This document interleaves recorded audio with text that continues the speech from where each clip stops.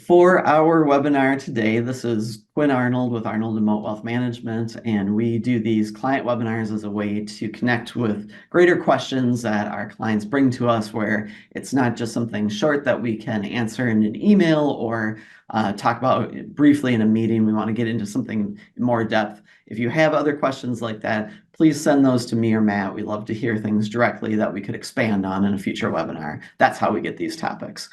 For today's webinar, we're going to talk about college students. Many of you are parents or grandparents, and you have questions about the college experience today and what things students can be doing to be successful. So we have the perfect guests for you today to listen to this topic. Megan and Tom Hicks are a married couple. They are clients of the firm, but they are also uniquely positioned, given their professional backgrounds, to talk about what a successful college experience looks like for students, what are some challenges and pitfalls to avoid, and how you as parents or grandparents or aunts or uncles or just family members can help a college student be successful in the future. We're going to talk about three main topics today. One of them is, what are the challenges for college students today? What are the things that you should sort of be aware of in the higher education landscape? What could students do to actually anticipate some of the things that are going to be difficult in college and be set up well for success? And then what should you as a parent or family member be also thinking about? And what are some of the things you could do as your role? So with no further ado, I'm going to introduce Tom and Megan, and I will let them tell you a little bit about their background, and we'll get into the first topic. So Megan, I will pick on you first. Tell us a little bit about your experience with higher ed. Thanks, Quinn. My name is Megan Hicks. I am currently the registrar at Cornell College in Mount Vernon, so just outside of Cedar Rapids. And in that role, I work on everything from schedules, registration, transcripts, and grades. I work on several faculty committees, and I help students who are struggling academically, so they're either on an academic warning or probation, and help them figure out how to get back to academic success. Prior to this role, I was in the student affairs side of the house at Cornell College. So I was the director of student activities and also spent some time working in the career center there. Great. Thank you, Megan. And Tom, how about you? Thanks, Quinn. My name is Tom Hicks, and I currently work in the College of Education at the University of Iowa as the student support coordinator. My job is generally described in a few different ways. I'm kind of like the school counselor for our students within the program, or a non-clinical social worker, or a case manager, whatever you may want to think of it as. But I really just help students who are looking to be better students, develop skills, remove barriers, develop some accountability, to help them be the student they want to be and ultimately the teacher that they want to be. Previous to this, I've worked over 20 years in higher education in a variety of roles, mostly in student affairs, most recently as Dean of Students and director of a TRIO program for specific populations of students. Great. Thank you, Tom. Like I said, these two know their stuff about the college experience for students. So we're going to jump right in then with describing, and maybe Tom, we'll start with you. Can you help our viewers and listeners understand what are some of the challenges for college students today that might be a little bit different from either their experience or their family's experience in the past? Yeah, good question. I meet with students in person and online daily, and so I get a good sense of everything that they are going through. The first thing that just comes to mind is that students are facing more real and perceived challenges than ever. And to them, those challenges are real. On the outside, sometimes we realize that maybe they've set some limitations on their expectations or their experience. And so our goal is to help break that down and help them work through those. But some of those challenges are just acknowledgement of mental health and physical health issues. College is more accessible to people than it ever has been. And so with that come students with additional challenges or issues that they are looking to have accommodations for or adjustments for, or to be able to weave into their college experience in one way or another. In addition to that, that can cause some additional distractions. College is hard enough to begin with. And so when we add in these additional variables that are hard for students to control at times, it keeps them from focusing on their experience or being the student that they want to be all the time. Then you throw in things like social media and expectations in the classroom and what's going on in your town or city. There are all kinds of things for students to do and to take their time and their priorities. And so we'll get into it later, but that's what a lot of what Megan and I do is help students figure out what their best path forward is. Yeah. Megan, what are some of the things you see that are maybe either uniquely or just traditional challenges for students, things that colleges always present as a challenge? Well, so Tom and I have a middle schooler, and we are already, as parents, used to weekly emails from the school saying, here's what's going, what activities or learning projects the students were working on that week. We get another email that's about how many absences and tardies she had. We get individual emails from teachers if there was an issue in the classroom, or we can talk to coaches easily when we go watch the games, sports activities weekly. So we are already in middle school used to hearing from the school and knowing exactly what's going on in the classroom all the time and what kind of progress she is or isn't making. And so as a student, then our current middle schoolers, high schoolers are used to their parents most often checking in. Oh, we got this email that says you were absent from this class today, or tardy, what happened? Or Miss so-and-so emailed and said, you don't have this one assignment in, or I can see on your portal that it says that this test score was this. Let's talk about that. And so those conversations are easily happening because the information is so readily available to the parents. Well, in college, that's not going to happen. The college is not legally allowed to share grades or academic progress information with the parents unless the student has signed a release to allow that to happen. And even if the student has signed a release, that's not going to be readily just, we're going to email you every week, giving you updates, or even every month. It just means that if you call and contact someone at the college, we would have to look up to see that the student has signed that release, and then we can answer your questions. And so it's more, if you have questions about students' progress or academic grades, things like that, we can share it if they have that signed, but we're not going to reach out to you without that ask coming to us. So then that means the student is not only on their own for the first time, which we're used to when we went to college, we had to navigate how to be on our own. But now the students are not having that person regularly check in or getting notifications of, oh, this isn't turned in, or I see that you have this assignment due tomorrow. Where are you on that? Things like that. And so the students needing to manage their time, stay on top of their work, figure out priorities of how they're going to get which assignment done when, without that prompting from the parents that we're so used to with the information available today. Yeah. Then kind of outside of academics, I think just the huge increase in amount of activities and fun things to do on the college campuses. Colleges try really hard to always have all kinds of free events for students, athletic events, so many organizations and clubs to choose from. And then you also factor in the social media, the free Netflix streaming that you got your parents' account, brought it to college, things like that, all the instant gratification entertainment. So trying to navigate, okay, how are they going to control, okay, now it's time to turn off the video game and get started on that paper, or maybe I'm not going to go to or get involved in 6 different clubs. Maybe I'll just stick with 2 or 3 the first semester so that I can make sure I have time for the studies. It can get overwhelming because there's just so much opportunities and things to do that they have to figure out how to not get over involved. Yep.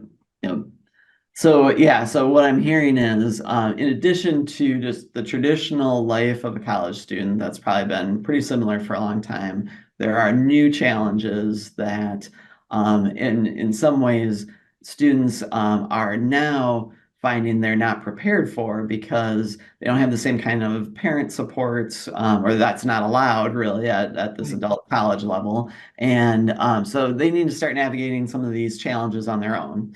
And I thought maybe what we can shift to now then are what are some practical steps that you see? And that's what's great about having the two of you actually walk families through this is that these are not just things that a journalist writes about or that we kind of brainstorm about. You've actually seen students fail and succeed with some of these steps. So, what are things that students ought to know now, given these challenges, that they can actually anticipate and do? So, Tom, we'll start with you. What are some things that you would say are practical or even strategic things they should be thinking about? Yeah, I'm going to pick up on one thing that Megan said, and this isn't necessarily the most important thing, but I just want to put a bow on this or elaborate on this a bit. In knowing that we are coming at you from the wealth management context, right? This all this free stuff on campuses isn't actually free, right? You've paid some fee. You've in some way students' tuition and fees go to that. So, for example, most campuses have some sort of activity fee or student engagement fee that will go to student government or go to the institution somehow. And that gets doled out in order to put on these activities. And so when I worked in student activities, I would often say to students who wanted to get involved, do it because I want you to get more value out of the money that you put in than what you actually put in. And so there's a return, a pseudo return on your investment by getting involved, of course, not too much, but go to those events because you've paid for them. Although it says free on the poster, you've actually paid for them. And so every once in a while, a student would actually track that. And, every event was $5 and they would make sure they would need to get enough events in to get that return. But yeah, make sure you are making the most of that experience and taking advantage of the resources that are there. The biggest message that I share with students when I meet with them for the first time, and especially newer students, first-year students, is you will graduate, maybe not at the top of your class, but you will graduate if you go to class, sit up front, and get to know your professors. And colleges are trying to make this easier and easier to do. They are trying to keep class sizes down so you can get to know those professors. They are sitting in circles instead of regular rows in classrooms. And so those three things help you stay engaged. And when a student is struggling, those are the three things that I come back to. Related to that, one of the reasons I tend to meet with students is because they've missed a class or two or four or eight. And what they struggle with so much is once they've missed one, they feel bad or they feel embarrassed to go back to the next one. And so it snowballs and it snowballs out of control. And so just knowing that if you've missed an assignment, if you're late on an assignment, or if you have missed a class, the biggest thing you can do is get back to the next one. These professors feel like pseudo parental units. And so students are a little bit embarrassed or ashamed, when in reality that we just see that potential in those students and we want them to meet that potential. And so although we might be disappointed or frustrated, it's because we know that they can do this work and they can be successful. So I will just add on to that. Outside of class, meet in person whenever possible. I know it's very easy for us to do Zoom these days, but there is something special about being in the same room with your professor for an advising appointment or to ask for questions about homework. I've also learned that if you are looking for permission to do something, you want an extension on an assignment, it's really hard for people to say no in person. It's a lot easier to say no via email. And so being able to do that in person is really helpful. And that just goes along with making sure you're advocating for yourself. There are lots of students and there are a good number of faculty and staff members on campus. But if you are able to say, I'm worried about this, or I'm concerned about this, or I need help with this, this is broken in my room, instead of complaining about it for weeks or months, things are bound to get fixed or some progress is bound to be made. So yeah, it's really centered around this shift over the last few years to moving a little bit more online. A lot of schools have apps where students can do a lot of things, or you meet for your advisor to pick out your class for next semester. If you can do that in person, do it in person, but make sure you go to class, sit up front, and get to know your professors. Awesome. Thank you. Megan, you have a slightly different perspective because you get to see a cross section of like practically everybody. I suppose everybody.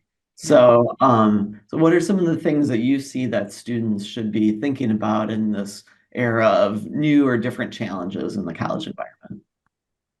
Well, I think both parents and students need to go in recognizing that college is most likely going to be harder than high school, which oftentimes will mean maybe not by the time you graduate, but it probably in the first year that the GPA might be lower than they're used to. Or I know this happened to me. I got my first F in college.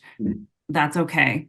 Like Tom said, a lot of times I will work with or see students who ended up failing a class because they missed one class at the very beginning, the first couple weeks, or they didn't turn in that first paper, and then it spirals, it gets out of control. And so then they end up not being able to recover. And so I think I would just reiterate what Tom said, that if they go in knowing that it's going to be a little bit harder, and that they might not get all A's right away, be okay with that. Don't let that all of a sudden get them in a panic mode where they then can't get out of it. A lot of students today struggle with persevering or having, I call it kind of grit. And that's not as common these days in our 18-year-olds. And I wish we would have a class that helped them learn how to do that and continue to keep going. Don't give up. Don't let one failure define that class or that semester. And then I think another thing that all my colleagues at the college talk about regularly is we send out all this information via email and students don't read it. They don't check their email. And we're hearing this from students. So they're not reading email. I think it's turned into, they get so many every day, whether it's from the college or personal stuff to that same account, that it just gets overwhelming. And so they just don't read it at all. And so as a college, at least for us personally, but I know this is all over, we're struggling with how do we get the relevant information out to students so that they will read it and will respond. A lot of schools are buying this texting software. So we are resorting to texting students to say, hey, here's a reminder about this deadline coming up. Or for me, my office, I'll say, hey, Tom, I sent you an email today about this paperwork that I'm missing from you. Please check that. And so then hopefully that prompts them to go actually read the email that I put urgent in the subject line and still didn't get a response.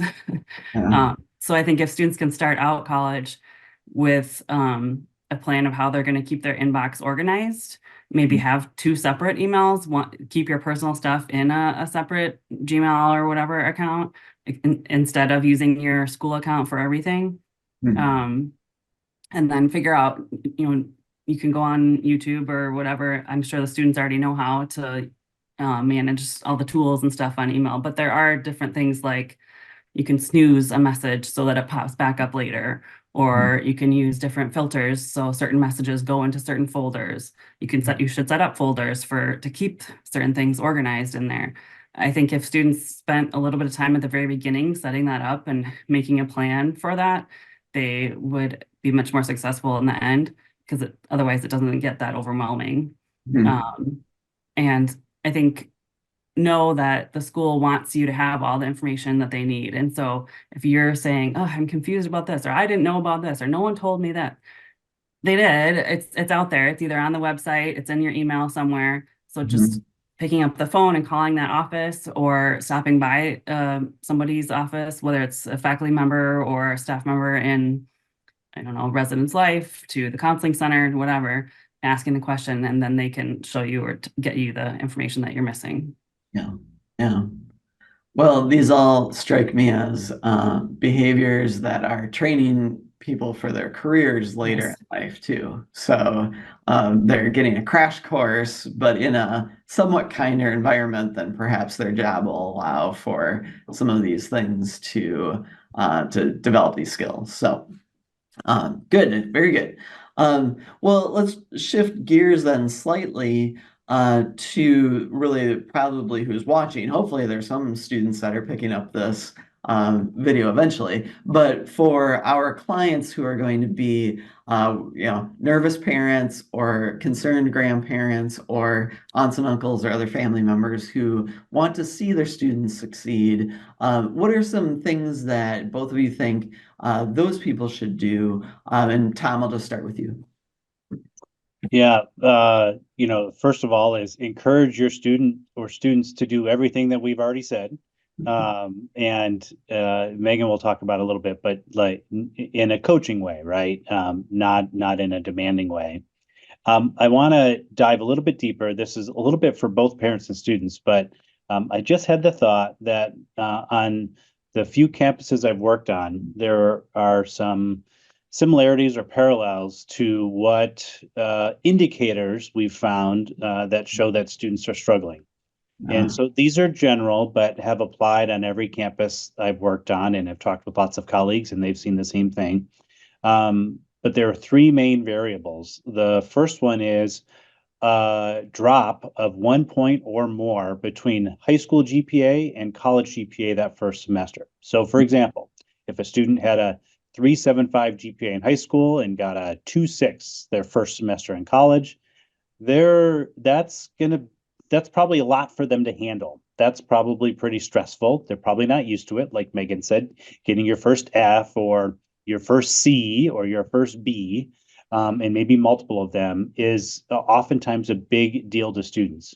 Another one is during any time of college, having a GPA drop of a 0.5 point or more between one semester and the next. That often indicates something has happened, not always, but there's some health issue or transportation issue or family issue or work issue or financial issue, something like that, that has taken some bandwidth away from students and they're just not performing as well. Every once in a while, things have gotten harder or they're just not in the right classes for them, or they're finishing up some gen eds they've been putting off. But for the most part, we've realized that something's going on there. The third piece there is a feeling of financial insecurity, which is different than financial need. And so there are students who have plenty of money, but parents have said, you need to fund this college experience on your own. We're going to teach you a lesson and you're going to work hard for this. Or a student chooses to go to a college that parents aren't willing to pay for, or they'll pay to a certain level. And so although on the FAFSA and through financial aid, the student doesn't need as much aid, they have a feeling of financial security. This goes all the way to students who have high financial need, but just having high financial need isn't enough of an indicator. So those three things, each one of those makes it less likely for a student to stay at their current institution. And so it's more likely for them to withdraw or leave or transfer. And so those are things for both students and parents and family to just be aware of, that might be a sign of something. And schools have all kinds of people to help students get back on track. That's literally my job. And they often have dozens, and if it's a larger institution, dozens and dozens of people to help students figure that out. And it's if your GPA drops, if you need some more help financially, there are often many ways to make some progress with that. So I just wanted to throw those three items in there to let people know. And getting to my last point there, right now, colleges in the environment we're in, they need to keep as many students as they can. And so they have initiatives and they're announcing new majors and new staff members and new offices that are meant to keep students engaged, prevent them from dropping out or withdrawing, whatever it may be, struggling academically. And so students, it's likely that there are multiple people on whatever campus they're on to connect with in order to help make progress with that. And so as parents and family, maybe taking a look at the website to see who those people are and saying, hey, do you know who this person is? I'm not saying go meet with this person, but you ever heard of this person? And with the hope that they have. But just putting that bug in their ear a little bit might help them get connected to somebody that can help them make some progress. Yeah, I think that's true, that that is a major change that some of our clients might not really be aware of, that there are these supports in place and that the school is not in the business of pushing kids out of school. So it's they want the student to succeed, and just being aware that there are Toms out there, or that Megan is a real person and a person that can be contacted to talk about issues, just to, like you said, to do a coaching with your student, because they are an adult at that point and have to do some of these steps on their own sometimes. But good, that's very good. Megan, you getting back to kind of your perspective, where you're seeing some of these things come across your desk and inbox that end up being very grade focused, or more in how are we getting the students through the pipeline? Right. Can you share a little bit, what should parents or family members know from your perspective that would be helpful for their child or student? Well, one thing that I hear from parents quite a bit has to do with students taking classes that they took this class that isn't counting for their major, isn't counting for their degree. Well, I would hesitate to say that in their first year they even know what their major is. Some schools require students to come in with some sort of declaration, but a lot of schools have them wait until their second year. So it depends on the college or university. But even if the student is declaring right away, that most likely will change at least even a couple times while they're in college. And we hope that that's happening. That's the point of college, that they're going to explore different topics, find their passion. And so I hope that they're not coming in pre-med and only taking those classes and not even trying a psychology or sociology or philosophy class. I think it's important for those students to do that exploration. So therefore, I think for the parents or families, when you're talking to your student, ask about their courses, ask about the topics that they've learned about, ask about different academic areas of interest rather than focusing on grades. You know, as long as they're staying, around above that C average, which is usually what's required to graduate from a college, 2.0 is pretty common that they have to graduate. As long as they're staying above that, you don't need to be so completely focused on grades, especially right in the beginning. Instead, exploring and trying courses that they didn't have available to them in high school, or they took one time in one semester in high school and want to dive deeper into that. That's, I think, what's important to help those encourage that, finding their passion. And more likely, if they are finding areas that they are interested in, then the grades will go up because they actually want to go to class. They want to learn about it, right? I think the other piece that I would say, it breaks my heart when I get phone calls from parents of a senior who's just about to graduate, and the mom is trying to, oh, I wanted to take care of this for my son because he's really busy today with this class and this thing. Don't do that. Please have the student do it right from the beginning. Get them into the habit of asking for help, finding their resources, figuring out how to manage their time so they do have time to go and ask the questions and advocate for themselves instead of having you do it for them. It's perfectly appropriate for parents to step in and make a call to someone at the college after the student has tried first. And if the student didn't, that result wasn't successful, or they weren't able to navigate it after they tried, sure, then the parents can get involved. But help your student develop those skills of trying to advocate and trying to ask those questions from the very beginning. And then I think if the student is navigating some challenging times or issues, like Tom was saying, I really advocate for being a coach rather than solving the problem for the student. It's really common for students to call their parents when something's going wrong. I just failed this test. My boyfriend just broke up with me. A pipe in our dorm burst and we have to go move out. Whatever it is, the emergency thing. And sometimes it's even late at night, you're asleep and you get that 2 a.m. phone call. they're in a panic. Be there to listen, to be a support, be a shoulder to cry on, but you don't need to freak out, right? It's oftentimes they just want to talk through it. They want to hear that it's going to be okay.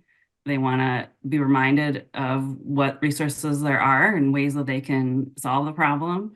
Um, and so don't be surprised if you get a lot of those calls and you don't get the calls celebrating the exciting things, because they're calling and telling their friends about that, right? They're not picking up and saying, "Oh, the cute boy looked at me today," or "I got his phone number," right? Or the professor told me this positive thing in class today. They're talking about that at the lunchroom rather than calling you, which is okay. And so there's different ways to encourage those types of conversations too, and maybe setting that up from the beginning of like, how often are we going to talk? And if I text you, you don't have to text me back immediately, but I expect a response to know you're alive in this many hours, that kind of thing. So I think like our common theme today has just been really, like you said, preparing the student for after college, and that they need to start working on those skills right from the beginning. But unlike after you get out of college, in the college environment, there are all these people and resources that want to help you do that and that are there for you. You just have to seek it out. Last thing I would say is send care packages. The students love getting care packages. They love getting mail. Even if they're only an hour or so away from home, it still is fun to get that little reminder that you're thinking of them. And it's fun to be able to go onto your floor that day and say, "Hey, anybody want a cookie? My mom sent treats." Makes them a popular person that day. So, yeah. I love it. Yeah, that's great. And probably a good way to wrap this all up, but I think it's really important for people to know that they have some interesting challenges to face. Tom and Megan here are well versed in all of the day-to-day things that happen, but that it's the really that coaching that you can provide, and realizing that the college or university environment is a good place to learn and sometimes even fail on some of these things, but that real failure is maybe giving up, or getting so far behind or in such a pickle that they can't make this work for them. And that's really the thing to be avoided. I will let each of you have the last word here, but I want to thank you all. I know that this is a big topic for families. So, Tom, any parting thoughts? I just think you said part of it, that we talked around it, but failure is inevitable. And so college is a little safer space to have some of that failure. It's going to happen. And you've literally got safety net after safety net around you to be able to help pick you back up. And parents can help be a part of that too. Good. Megan, anything in passing? I think I would emphasize to have the students get involved. One thing that happens when you are involved on campus is you get to know various staff or faculty members, advisors. And so then it's easier for you to learn about resources and things that are there to help you. And so the more involved you are or engaged, then the more likely you are to seek out and know about the resources that are there to help you. Good. Awesome. Thank you so much, both of you. And with that, we'll wrap it up for today. And then please, clients or viewers, if you do have any other questions like this one today, please send them our way, and we'll consider for a future month. Thanks, everyone.